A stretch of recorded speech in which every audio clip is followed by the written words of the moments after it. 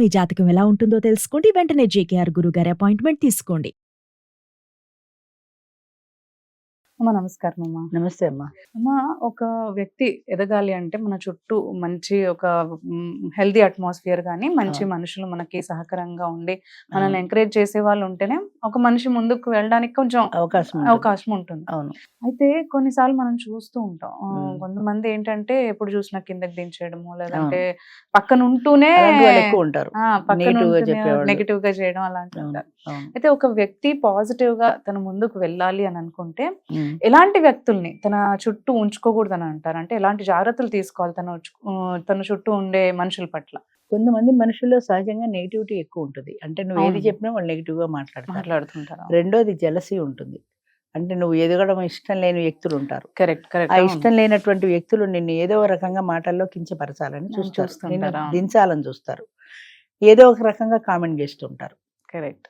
ఇప్పుడు మా దాంట్లో ఒక మీటింగ్ అవుతోంది. ఒక మీటింగ్లో అందరూ పరిచయం చేసుకున్న తర్వాత ఒక ఆమె లేస్తోంది ఇంకొక ఆయనతో మాట్లాడదామని. ఆమె పక్కన ఎమ్మన్నాడు కూర్చో అంది. వెంటనే కూర్చుంది. నీకు ఆత్మవిశ్వాసం ఏది? ఆ మనిషితో మాట్లాడినప్పుడు పక్క ఆవిడ ఏం బాగున్నాడు అంటే నువ్వెందుకు మానేసావు? ఇప్పుడు ఒక చీర నచ్చుతుంది మనకి, బజార్ వెళ్తే ఫ్రెండ్ని తీసుకుని వెళ్తాం, ఏం బాగుంది ఆ చీర అనగానే మానేస్తాం సహజంగానే. ఎందుకని? నీకు చాలా నచ్చింది, కానీ నాకు నచ్చింది నేను కొనుక్కుంటాను ఎందుకు అనలేకపోతున్నావు? అమ్మాయి బాగాలేదంది కదా. నీ మాట పట్ల నీకు ఆత్మవిశ్వాసం ఉండాలి. నాకు నచ్చింది నీ కొనుక్కుంటాను ఎందుకు చెప్పలేవు? అమ్మాయి కాదు కదా కట్టుకునేది, నువ్వు కదా. అమ్మాయి బాగాలేదనగానే నువ్వు ఎందుకు మానేసావంటే అది ఎంత బాగున్నా సరే అమ్మాయి బాగలేదు అన్నప్పుడు నిజంగా బాగలేదేమో అనే ఒక డౌట్ వచ్చింది నీలో. అలాగే వాడు ఏం బాగున్నాడు కూర్చో అనగానే వాడు నిజంగా బాగాలేదేమో అని అనిపించింది. బాగుండవలసింది నీకు, దానికి కాదు కదా. ఈ అమ్మాయిలో నెగిటివిటీ ఎక్కువ, ఈ వద్దు అన్న అమ్మాయిలో నెగిటివిటీ ఎక్కువ. అంచేత ఏం మాట్లాడదామన్నా ఏదో ఒక అడ్డం పడుతుంది. జలసి కూడా ఉంటుంది, జలసి చాలా ఉంటుంది, మంచిగా ఉన్నది ఎందుకు వాళ్ళకి దక్కాలి అన్నట్టు అనేది కూడా ఉంటుంది. అంచేత అటువంటి వ్యక్తులు నువ్వు అర్థం చేసుకుని అలాంటి వాళ్ళని దూరం పెట్టాలి. ఒకటి, నెగిటివిటీ ఎక్కువ ఉన్నవాళ్ళు, నీ పట్ల నెగిటివ్గా మాట్లాడేవాళ్ళు, నిన్ను కామెంట్ చేసేవాళ్ళు, ఇలాంటి లక్షణాలు ఉన్న వ్యక్తికి నువ్వు దూరంగా ఉండాలి. ఇప్పుడు నిన్ను కామెంట్ చేస్తుంటారు ఏదో ఒక చెడ్డగా. ఇప్పుడు మా స్కూల్లో పనిచేసిన ఒక ఆమె, ఎందుకండి ఏదో టీవీ ప్రోగ్రాంలు అవి హాయిగా ఇంట్లో కూర్చోక అంది. నన్ను అన్నారా? అంది. హాయిగా కూర్చోక అనడంలో, కూర్చోవడంలో నీకు హాయి ఉంది, నాకు లేదు. తర్వాత నాకు అవకాశం ఉంది, 10 మందికి ఏదో నాకు చేతనైంది చెప్పగలుగుతున్నా, మరి నువ్వెందుకు చెప్పట్లా? నీకు అవకాశం లేదు, నేను ఎవరు పిలవటల్లా. కాబట్టి ఆ బాధని నువ్వు ఇంకొక రకంగా వ్యక్తపరిచి హాయిగా ఇంట్లో కూర్చోక అని నన్ను కూడా చెప్తున్నావు. అంటే నువ్వు కూర్చున్నావు కాబట్టి నేను కూర్చోవాలని రూల్ ఉందా? నాకు హాయిగా అందులో కూర్చోవడంలో హాయి లేదు, నాకు ఇలా చెప్పడంలోనే ఇష్టం. నీ చేతనైతే నువ్వు కూడా చెప్పు. అంటే నీకు అవకాశాలు లేవు కాబట్టి నన్ను ఎందుకు దింపాలని చూస్తావు? అలాంటి వ్యక్తుల పట్ల మనం ఎప్పుడు దూరంగా ఉండాలి. అలాంటి వాళ్ళు ఎప్పుడు అలాగే మాట్లాడతారు. అదే నచ్చిన వాళ్ళు ఉన్నారు అనుకో, బాగుంది బాగా చెప్తున్నావు, లేదు నీకు నచ్చలేదనుకో, నచ్చని విషయం కామెంట్ చేయి, నచ్చిన విషయం నచ్చిందని చెప్పు. ఓవరాల్ నచ్చలేదు, నీకెందుకు హాయిగా కూర్చోక, నీకేం పని పాట లేదా, ఇలా కామెంట్ చేసేవాళ్ళు ఉంటారు. అలా కామెంట్ చేసే వాళ్ళని మనం అర్థం చేసుకోగలగాలి. వాళ్ళకి నేనంటే ఇంట్రెస్ట్ లేదు, లేదా నేను చేసే కార్యక్రమం పట్ల వాళ్ళకి ఇంట్రెస్ట్ లేదు.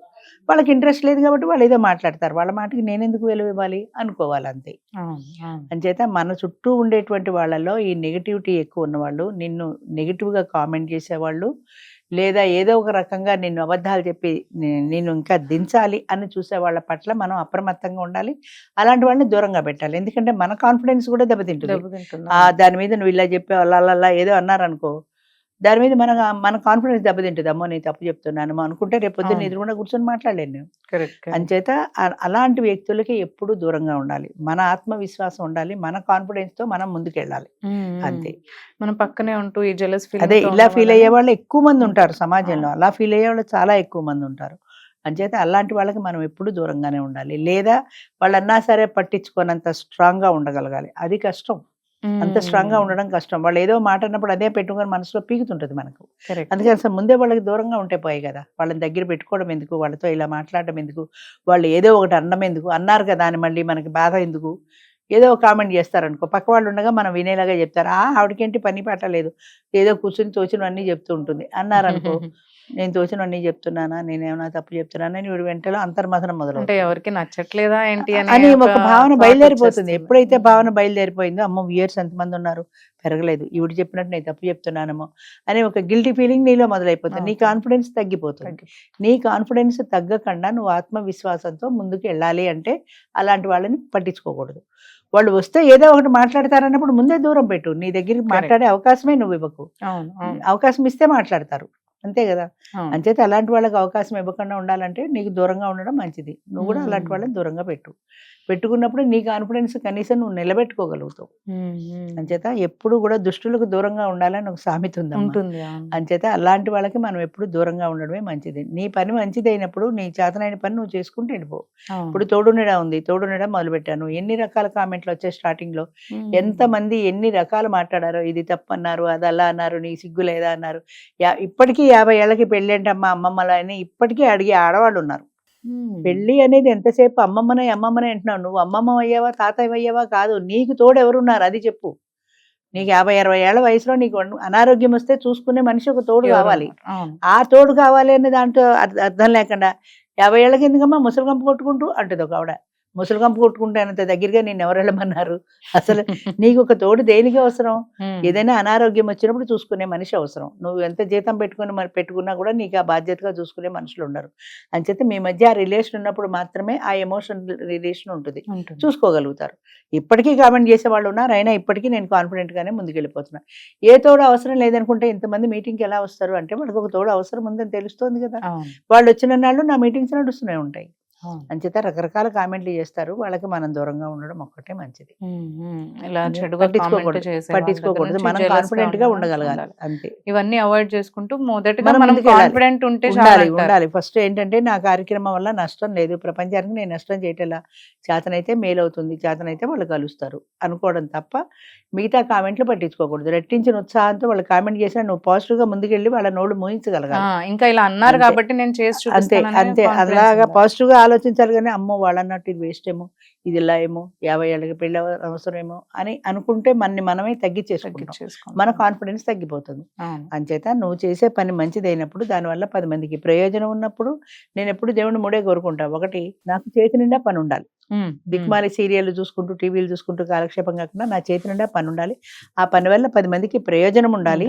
ఈ పని చేసి ప్రయోజనం పొందారు అన్న ఆనందంతో నేను హ్యాపీగా నిద్రపోగలగాలి కంటి నిండా. ఈ 3 కోరికలు నావి, ఎప్పుడు ఇదే చెప్తాను.